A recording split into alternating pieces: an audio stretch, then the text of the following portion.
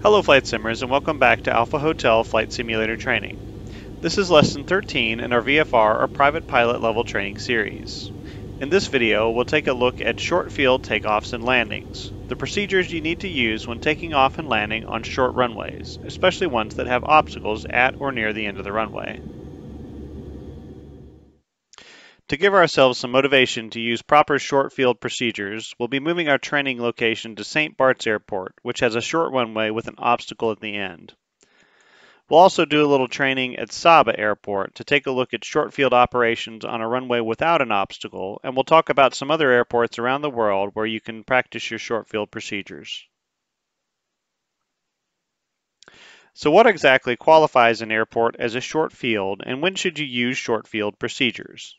Well, it depends on the type of aircraft you're flying, whether there are obstacles at or near the end of the runway, and the conditions at the field.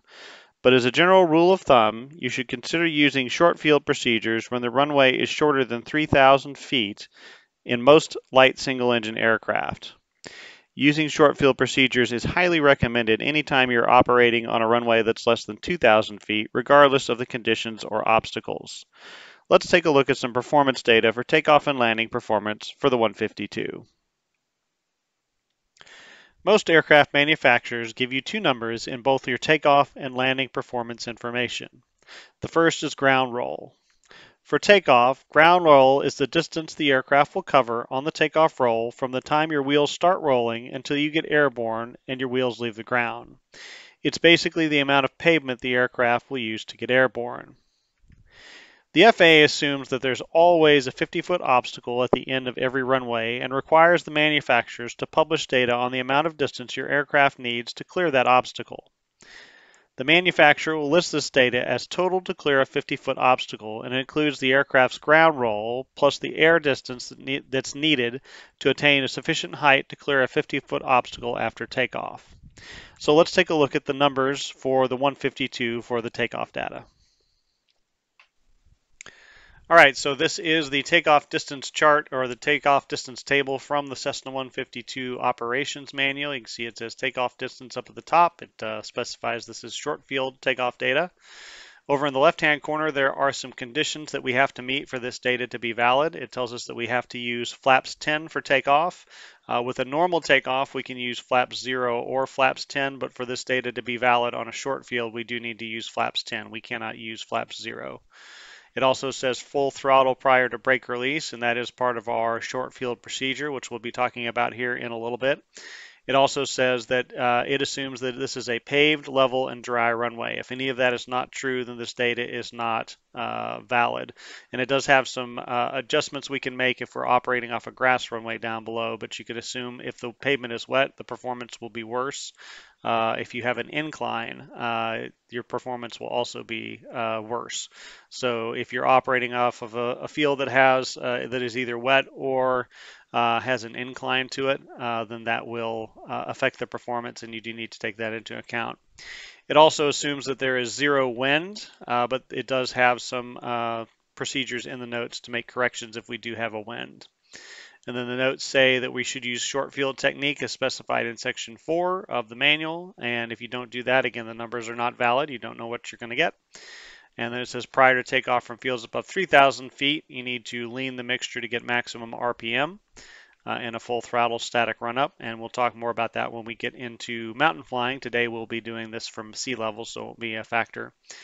It also tells us how to make wind corrections, and it says decrease distances for 10% for each 9 knots of headwind. So you get better numbers if you have a headwind. And then for operations with up to 10 knots of tailwind, you have to increase your distances by 10% for each 2 knots. So if you do the math on that, you'll increase your distances by 50% for up to a 10 knot tailwind. And then beyond 10 knots, they say that these numbers are not valid for that. You can't correct for that. It also says that for operation on a dry grass runway, increase your distances by 15% of the ground roll figures. So if you're operating off of a grass runway, your distances are going to be a little bit higher, and we'll deal with that more when we do our lesson on soft field takeoffs. So to actually get the performance numbers, we go to our weight, which it only lists the one weight, which is max gross weight. You should get better performance at a lower weight, but you can't guarantee that. So it is good to use these distances. It does tell you your rotation speed or liftoff speed is going to be 50, and then you're going to be climbing at 54 knots. That's all part of the short field procedure. Then you go over here and find your elevation, and you'll notice that the distances increase the higher the elevation that you're taking off from is. We'll be operating for sea level, so we'll start there. Then it gives a list of different temperatures from 0 C all the way up to 40 degrees C. We're going to be using 25 degrees C, so we'll just use the 30 degrees number. Although if you wanted to get really accurate numbers, you could average the two, the 20 and the 30 degrees C numbers, and that would get you accurate numbers, but it's only 55 feet difference between the two. So it tells us that our ground roll is going to be 810 feet. Again, that's the time from when we actually start the wheels rolling, releasing the brakes until we get in the air. It's going to take 810 feet. And then our total to clear a 50-foot obstacle, it's going to take 1,495 forward feet before we are high enough to clear that 50-foot obstacle. So we'll crunch some numbers real quick to take a look at how a headwind versus a tailwind will affect your performance. So first, let's look at the headwind. We'll assume that we are taking off from sea level. We'll assume it's 25 degrees and we're rounding up to 30 degrees C. So we'll use the 30 degrees C number. And let's assume that we have the 9 knots of headwind. So we're going to subtract 10% of our total ground roll and total distance for that 9 knot headwind, just like the chart tells us to do. So that means we're going to subtract 81 feet, 10% of 810, 81, and from our ground roll, and then we're going to subtract 149 feet. That's 10% of our total distance to clear a 50-foot obstacle.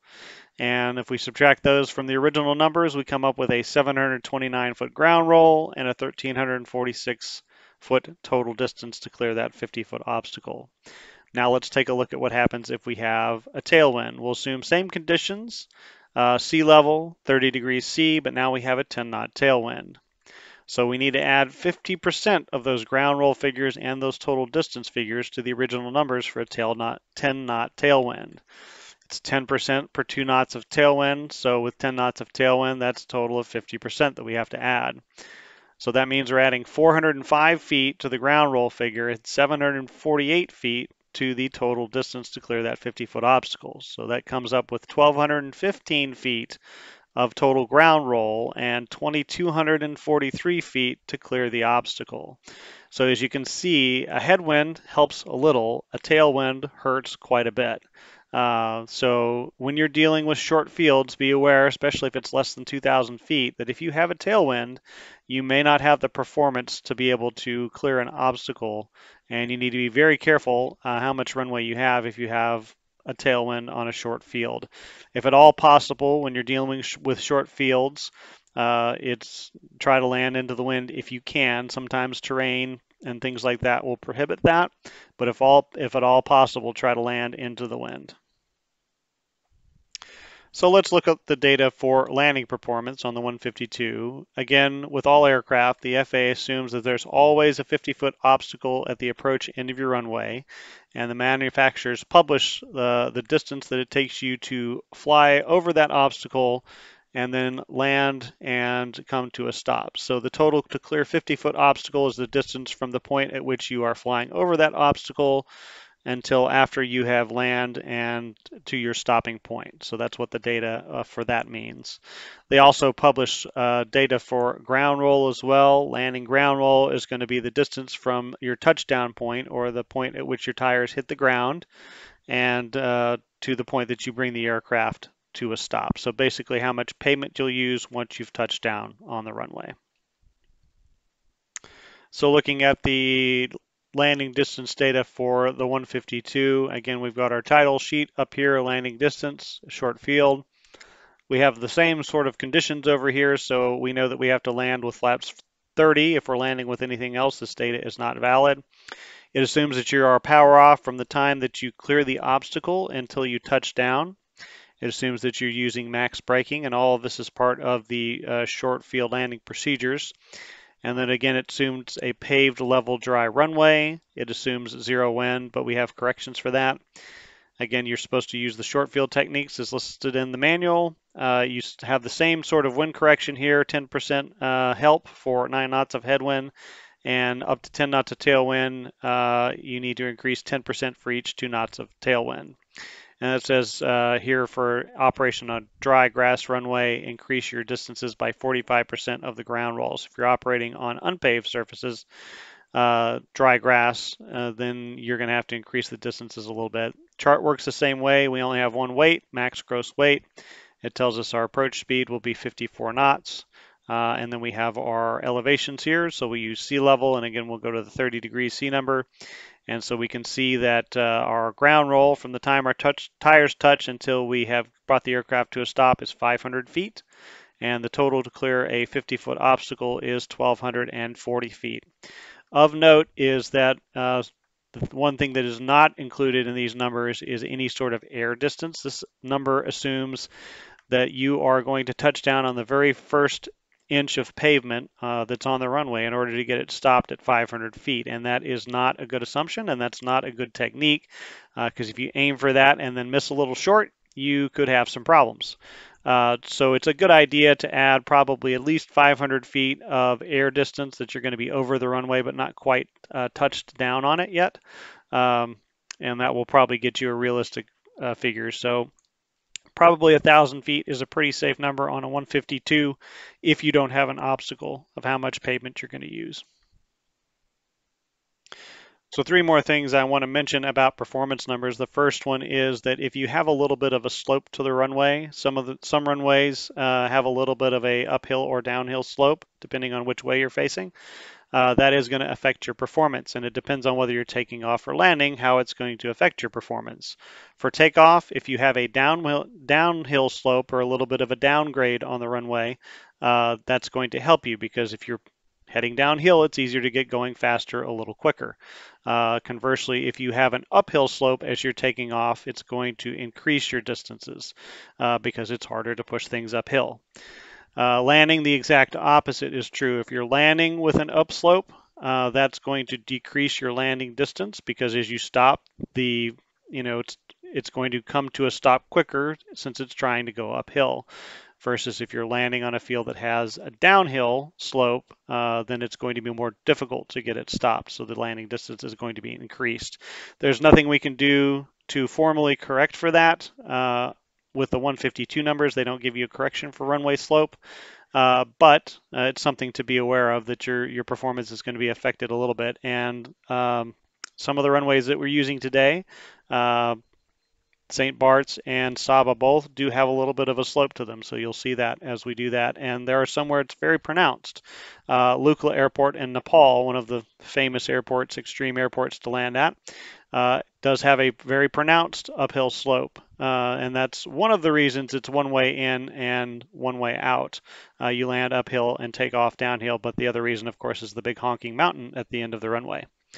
Another thing I want to mention is that if you take a look at the landing distance charts and the takeoff distance charts and compare the numbers for the same conditions, so if we're max gross weight, sea level 30 degrees C, our landing ground roll is 500 feet, and our takeoff ground roll is 810 feet. So if you're landing at a very short field, just be aware that just because you land the airplane there doesn't mean you will be able to take off again. So not as big of a deal in Flight Simulator. You can always give yourself a good stout headwind or decrease the temperature or something like that to give yourself an edge to get the airplane back out of the airport, or of course you can just end the flight. But there have been some pilots in real life that have gotten into trouble that way. They've landed and then either looked at the takeoff numbers and said, I can't get my airplane back out of here, or have tried to take off and have had issues, crashes and things like that, because they didn't have the performance to get back out of that short runway. So something to be aware of. Another thing to mention is that these numbers have no safety margin. So this assumes that you have a perfect airplane and perfect technique. Most of us don't. So it's a good idea to pad these numbers just a little bit. Most commercial operators will add at least a 15% safety margin to these numbers. So it's a good idea to add 15 or 20%. to get a good accurate number of how much runway you need for an airplane. All right, so before we start our maneuver demo and take a look at how to do a short field takeoff and landing, let's talk about setting up the flight in St. Bart's. So before we get flying, let's talk a little bit about the airport we'll be using. Again, starting out, we'll be using St. Bart's Airport that serves the Caribbean island of St. Bart's, or St. Bartholomew. The official name of the airport is Gustav III Airport, and the ICAO identifier is TFFJ. It's located about 17 miles to the southeast of Princess Juliana Airport in St. Martin. The runway is 2,119 feet long. We'll be taking off on runway 28, which faces a bit of a hill, which will provide us with our takeoff obstacle and our motivation to use proper procedure. It's also worth noting that in real life, takeoff on runway 28 is prohibited, probably because of the obstacle. So in real life, you have to use runway 10 for all takeoffs. It also has a little bit of an uphill slope on runway 28, hence a downhill slope on runway 10. So we'll take off on runway 28, and then we'll maneuver to turn around and come back and land on runway 10 so we can use that hill again as our obstacle for flying over an obstacle during a short field landing. All right, so we'll set up the first demo flight at St. Bart's in the world map. So we'll work left to right, just like we always do.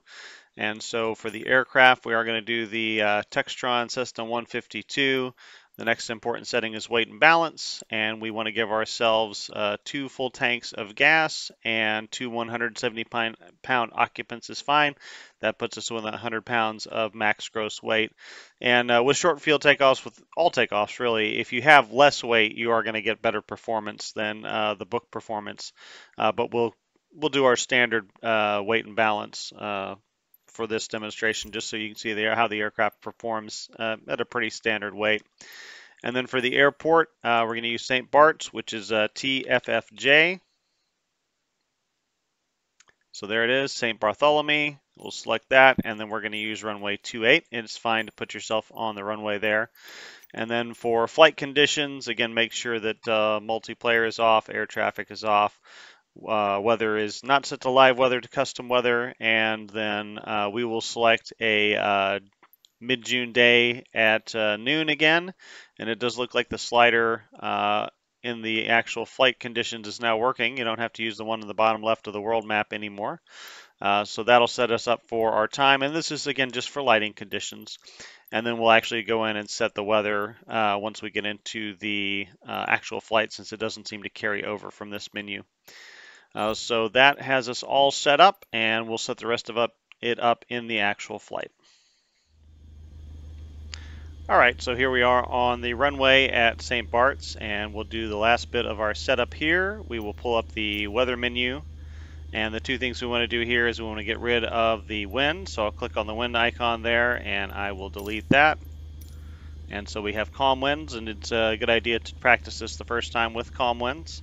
And then we'll go ahead and kick the temperature up to 25 degrees C or thereabouts, and that'll give us a little more realistic. It's about 77 degrees Fahrenheit.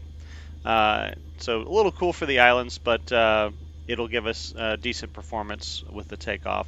So that's our weather is all set up. And the next thing that we want to set up is, you'll notice that for a short field takeoff, you want to be pretty much at the last inch of pavement if you can.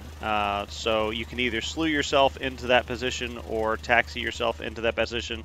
But if you go with the default setup that Flight Simulator gives you, if you position at the end of the runway, you're going to have a little bit of runway that you're not using. So again, however you want to do it, if you want to slew yourself or if you want to taxi yourself into position here, just put your tires as close to the end of the runway as you can to take advantage of all the runway available to you for a short field takeoff.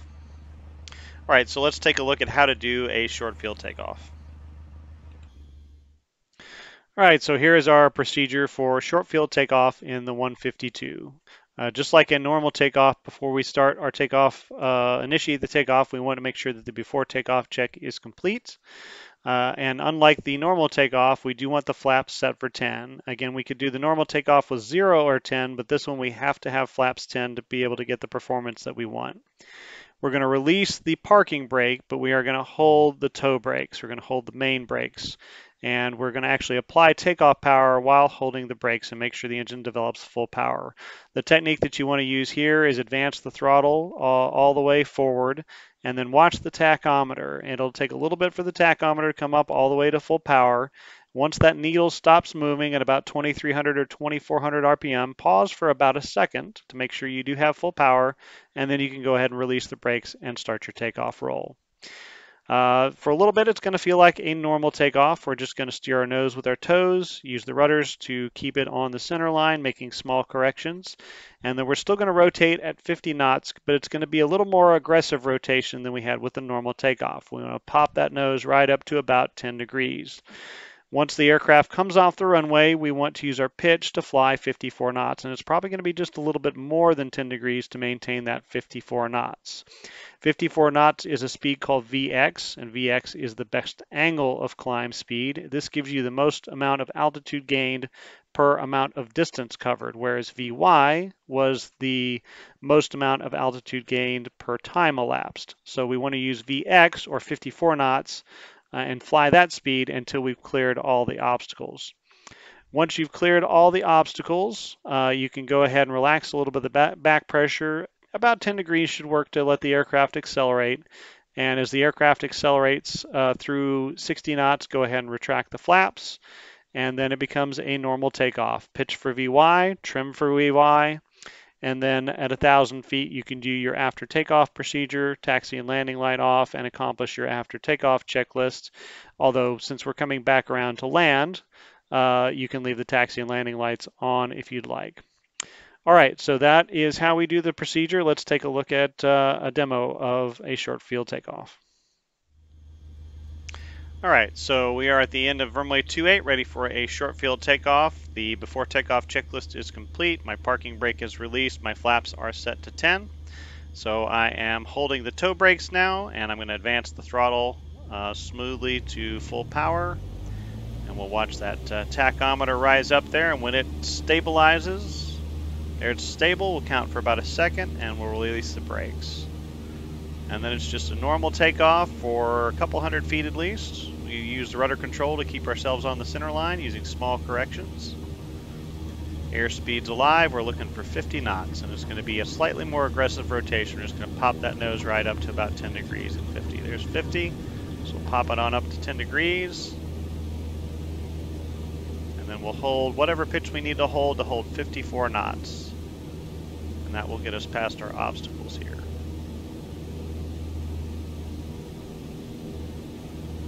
Alright, so the obstacles are cleared. We'll go ahead and relax the back pressure and let it accelerate. There's 60 knots. We'll go ahead and retract the flaps. And then we'll let it accelerate to 70, and then we'll pitch for 70 knots. At this point, it's just a normal takeoff. So 70 knots, we'll just pitch for that airspeed and climb on out.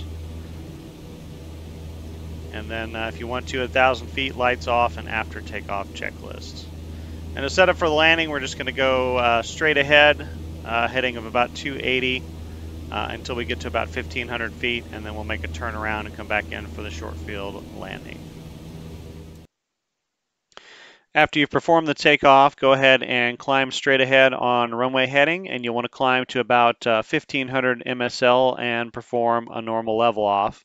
And what we're going to do now is we're going to do a little maneuver to get ourselves turned around and set up for a short field approach and landing to runway 10, so landing the opposite direction from the way we took off. And the way we want to do this maneuver is that after you've leveled off and you've set your power for the cruise at 1,500 feet, we'll fly the runway heading after we level off and do all that for about a minute in level flight.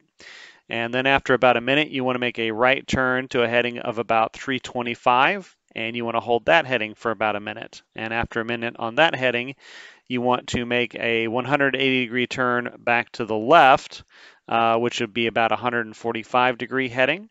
and that will set you up for the approach into runway 10. And this maneuver is very similar to an instrument maneuver we call a procedure turn, which is designed to get you turned around, basically make a 180-degree turn, but it offsets the turn a little bit so that when you turn around, you're lined up with your approach course or your runway rather than being offset. Because if you did just a normal 180-degree turn, you'd find yourself, left or right of the runway when you came back around. When you get to that 145-degree heading, you'll see two small little islands off to the left a little bit, two little rocky islets, they call them. And you want to aim kind of just to the left of the one that's closest to you. And then as you get the island in view, St. Bart's Island, you'll see a little dip in the middle of the island, the lowest point on the island, and you can kind of see the bay beyond that at 1,500 feet. And that is about where the airport is. So you want to aim for that area. And if you're pointing in that area on a heading of about 100, that means you're lined up with the runway. So let's talk through how we want to set up for the short field approach and landing. All right, so let's talk about actually setting up the approach for our short field landing here. And the point that we want to set up this approach after we've completed our turnaround maneuver is after that first little island, that little rocky island disappears under the right side of our cowling. Not when we're abeam it, but when it starts to disappear from view. So we're still a little bit from it. That's about the right distance to start setting up for the approach. And initially this is going to look pretty much like a normal approach. So what we're going to do is we're going to throw the carb heat on. We're going to reduce our power to 1900 RPMs. We'll pitch to hold the altitude, and we'll allow the aircraft to slow down. Again, trim is needed. You'll need a little bit of nose up trim. At 85 knots, we'll go and extend the flaps, and then we can pitch to maintain our 80 knots, and we'll adjust the power to start a descent at about 300 to 400 feet per minute. Then as we come down on the descent to the runway, we want to extend the flaps incrementally. And basically you want to get it stabilized at the speed. We'll get it stabilized at 80 knots, 300 to 400 feet per minute. Then we'll put in flaps 20. We'll slow it down to 70 knots at that point, and again, get it kind of stabilized. And then we will bring in flaps 30. Once you've got in flaps 30, go ahead and pitch for your 60 knot normal approach speed, and then trim it up as needed and get it nice and stabilized so that you can fly it hands off and adjust your power to get that 300 to 400 foot per minute descent as you come down. And this is where things start to change up a little bit as we start to adjust our speed for the short field approach. So 1,000 to 500 feet AGL, we will reduce our power slightly, and we will pitch for 54 knots, which is our short field approach speed, same as VX, and then trim as we need to maintain our 54 knots, and then adjust our power to maintain a 300 to 400 foot per minute descent, or maintain our glide slope or glide path to the runway. Of course, at St. Bart's, we don't have a PAPI or a VASI. We just have to do this visually based on how the runway looks and where our aiming point is. And it may be a little steeper a descent that we'll need here. It's not uncommon when you have obstacles that you're going to have to come in at a little steeper of an angle. So we may actually see 500 to 600 foot per minute descent, and that's going to be, kind of the angle that we need to clear the obstacles, but still touch down at a reasonable distance down the runway when we land. So we'll adjust the power to do whatever we need to do to maintain the glide slope. And then once we've done all that, we'll complete the before landing checklist. One more thing to say about this is you see it's 1,000 to 500 feet AGLs where I suggest you kind of get your speed fully set for that short field approach. When you're first starting out, I would try to get it slowed down to about 54 knots at 1,000 feet and try to bring it all the way down from 1,000 feet at about 54 knots. And then as you get more experience, you can start to make that adjustment a little closer to the runway and when you're about 500 feet AGL. But again, when you're first starting out, try to get it nice and stabilized at 54 knots and ride it all the way down from roughly 1,000 feet at 54 knots.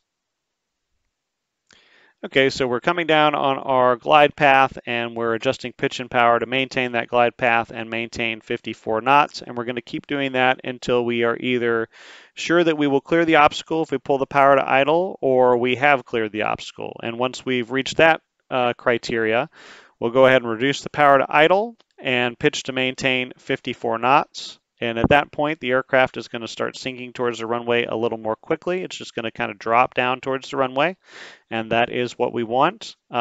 Just be aware that the touchdown point when you have an obstacle is going to look further down the runway than you think it should. And you're going to have the urge to kind of push the nose over to get an earlier touchdown point since you're dealing with a short runway. So try to resist that urge to push the nose over, because then your airspeed will increase and you're going to get more float. At this point, airspeed is more important than where you touch down on the runway.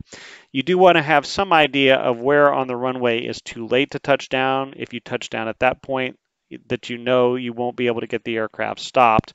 And if you don't have the tires on the ground, by that point, go ahead and initiate a go around. Again, with the Cessna 152, when we look at the numbers, it can stop in about 500 feet, add a little bit of fudge factor. As long as you have about 1,000 feet of runway when the tires touch down, you should be able to get it stopped. So kind of identify that point on the runway and tell yourself, if I get to that point and I'm not down on the ground yet, I'm going to go around. But it's going to touch down a little bit later than you think it should. So as you're sinking towards the runway, it's going to be a little faster a sink rate than you're probably used to. You do want to do a flare when you get down here, but it's going to be a little less of a flare than you would do on a normal landing. Normally we pitch up, we fly level with the runway and do the round out, and then we lift the nose up and we try to hold it off. With this landing, you don't want to try to hold it off. You don't want to try to make it look pretty. You want to get enough of a flare that you get your nose up about 5 degrees or so, enough that the nose wheel is not going to hit the runway first. And then after that, you just want to let the airplane get on the ground. So don't try to hold it off and make it pretty, just let the airplane get down on the ground. So after you've touched down, there's a couple of things you can do to minimize your landing roll after you touch down. Obviously, you want to touch down on the main wheels, and then once you've got the main wheels down, bring the nose wheel down. And then you want to go ahead and apply maximum brakes. Apply those toe brakes and just hold them. In Flight Simulator, just whatever key you've got for that, just press it and hold it. The book procedure calls for retracting the wing flaps. There's a lot of debate about this in the instructor community as to whether or not you should actually do this. The theory in doing it is that when you retract the flaps, it reduces the amount of lift that the wings are producing since you're changing the shape of the wing. And then that, as the lift goes away, you're going to put more weight on the wheels and the braking is going to be more effective. And the argument for is instructors say, well, the book says to do it, we should do it. And if you don't do it, your numbers are not going to be valid. The counter argument to that is when you move into complex airplanes, if you get in the habit of reaching for levers and handles while you're rolling out and dealing with trying to stop an airplane on a short runway, you've got a handful of airplane, you're trying to apply the brakes and get it stopped.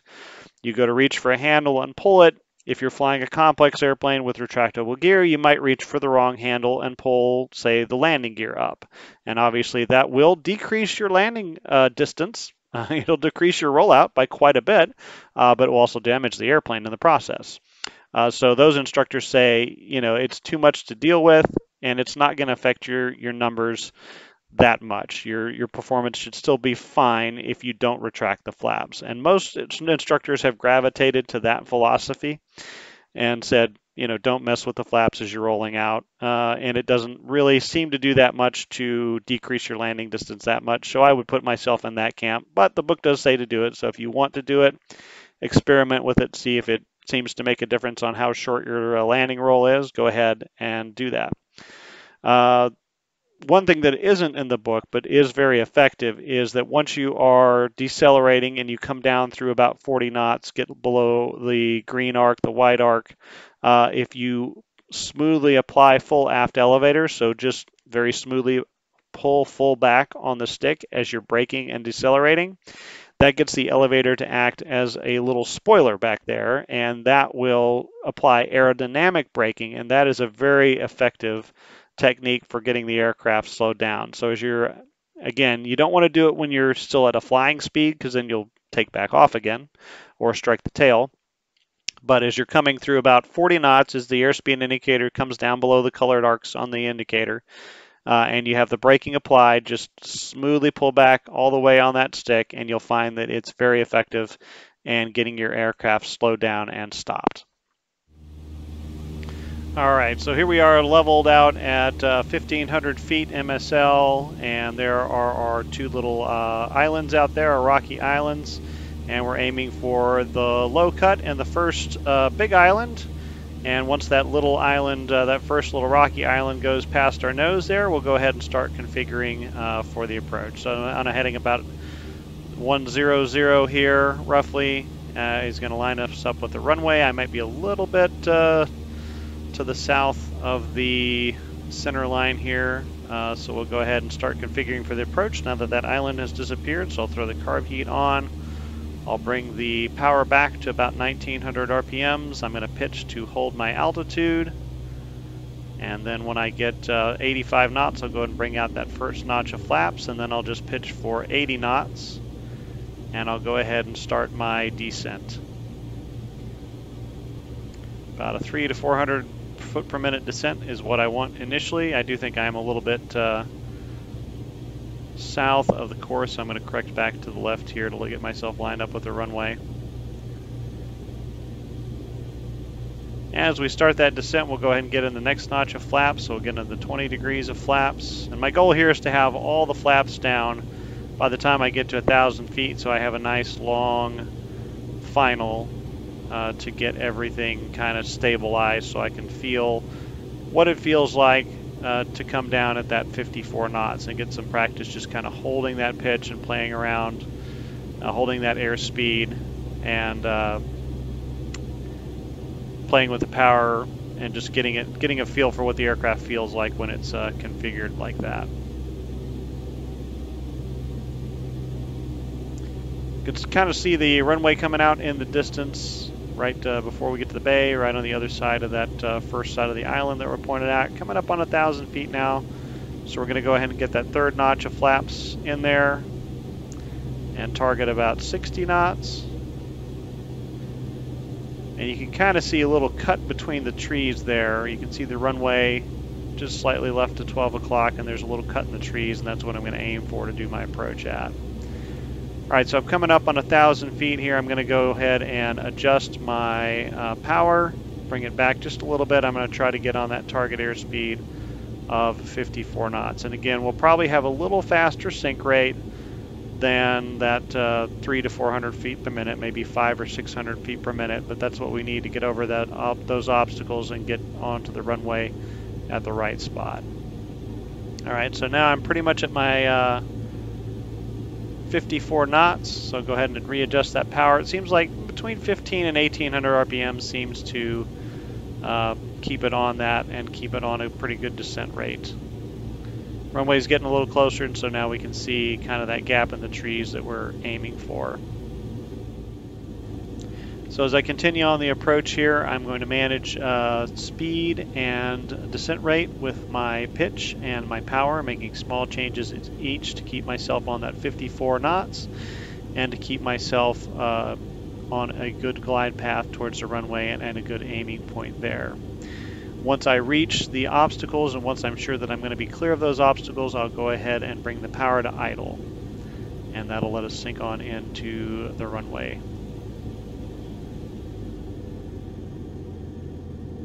So it looks like I've cleared the obstacles. I'll bring the power to idle. The nose is going to drop, and we'll go ahead and let it drop. We just don't want to push the nose down so that we don't gain speed. And then as I get close to the runway here, I'm going to make just a little bit of a round out, level the airplane off, and then just a tiny bit of a flare to get that nose gear off the ground. And then I touch down. Once I'm down, I need to get on those brakes, and then I'll smoothly bring that elevator to full aft to bring the aircraft to a stop. So that is a short field landing with an obstacle.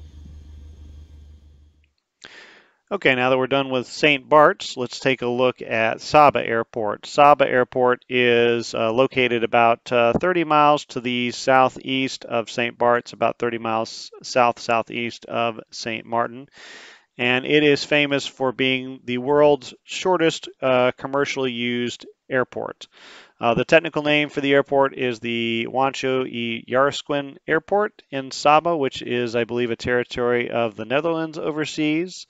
I apologize if I'm not pronouncing that correctly. And the identifier there is TNCS if you're looking to find it on your map. The runway length there is 1,312 feet, and you can actually knock off a couple hundred feet for landing because of the displaced threshold area that they have here. You need to be landing at or beyond the numbers on this runway. Obviously, the techniques are going to be a little bit different with this airport than they are with St. Bart's because we don't have any obstacles to contend with. It is up kind of on a little seaside cliff here there, so you've got a sheer cliff face on either end of the runway. So if you need some motivation for doing proper short field technique, there you have it. The runway does have a little bit of an upslope as you're facing to the northwest, so runway 30 is going to have a little bit of an upslope, and runway 12 is going to have a little bit of a downslope. It's only about 1%, as I recall. Because of that, it's probably best if the wind isn't a factor to do landings on runway 30 and takeoffs on runway 12, and that's what we'll do today. Although in the real world, I do think they get pretty steady winds out here, so I think that dictates the runway of use more often than not in the real world.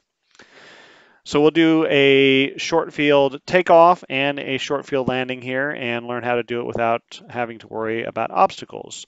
The short field takeoff is going to be not that much different from a normal takeoff. So we'll taxi out here. We'll use the displaced threshold. We can use that for takeoff. Taxi out to the very end of the runway, turn around. We will hold our brakes. We'll bring the engine up to full power, then we'll release them. We'll rotate at 50. It will still be a pretty quick rotation, popping that nose right up to about 10 degrees. But after that, it becomes just a normal takeoff. We don't have any obstacles that we need to climb at VX for, so we can go ahead and accelerate up to VY, up to about 70 knots. And after that, it's just a normal takeoff. So we'll go out and do a little turnaround maneuver like we did in St. Bart's and get ourselves turned around and lined up for runway 30 landing. And the approach is going to be a little bit different because we don't have an obstacle to worry about. And so our main focus here is that we want to try to touch down as close to the numbers as we possibly can. Since we don't have the obstacle, we don't have to worry about clearing the obstacle and then letting the airplane drop on in. So we're just going to focus on using our pitch and our power to, again, touch down as close to those numbers as we possibly can. Once you think you've got the numbers made, go ahead and try to pull that power off because usually the point you're aiming for is not the point you're going to touch down at. It's going to be a little bit beyond that. So once you're pretty sure you've got it made, go ahead and pull the power and get it on down on the runway. Once you've touched down, then it's the same as our landing at St. Bart's. We want to get on the brakes, full brakes, and retract the flaps if you've chosen to use that technique. And then again, once you're below the white arc or the green arc on the airspeed indicator and you've got the brakes on, go ahead and start pulling that elevator smoothly to full aft. And you will see with this runway that the 152 is a very good short field performance airplane. You really don't need a runway much longer than about 1,000 feet to get the airplane safely stopped. You'll be probably a little bit surprised at how much runway you have remaining. It'll be quite a bit better than that King Air 350. All right, so the setup for the Saba demo flights is going to be, as far as the airplane and the load and the time and the weather goes, that's all going to be the same. And then Saba is going to be TNCS. And there we have it. And then we will take off on runway 12. All right, so here we are at runway 12 at Saba.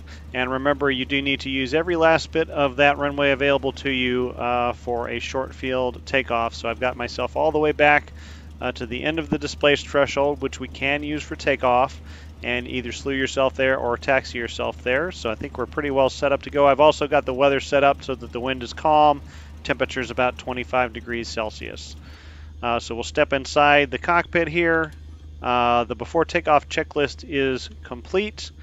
The parking brake is released. I'm going to go ahead and hold my toe brakes. I'll smoothly advance the throttle to full power.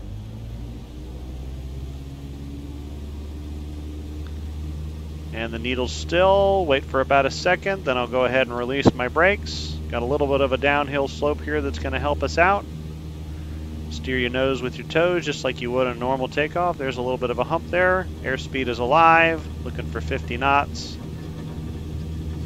And there's 50. Go ahead and make that pop right up to about 10 degrees.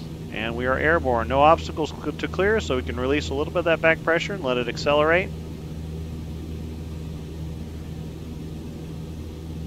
Coming through 60 knots, we can go ahead and retract those flaps and then trim so it flies, pitch for 70 knots and trim so it flies at 70 knots. And again, we'll go out here and just do a little bit of a turn maneuver and set ourselves back up for a short field landing into runway 30 here at Saba. All right, so here we are coming through about 750 feet on the way down to Saba, making an approach to runway 30. Got that lovely flight simulator pop-in effect going on here. And we're controlling our pitch and our power to get us 54 knots and trying to make that aiming point right there at the end of the numbers. Looks like about 1600 RPMs is taking pretty good care of me.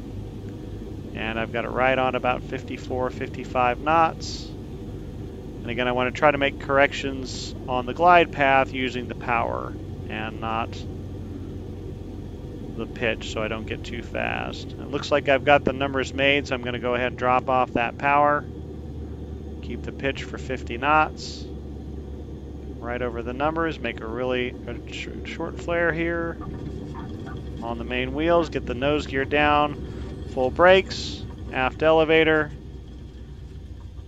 and you can see I don't even get into the displaced threshold area. It comes to a pretty good stop here. So that's how you want to do your short field landing technique when you don't have an obstacle, and you can see a 1,300 foot runway is plenty long enough for the Cessna 152.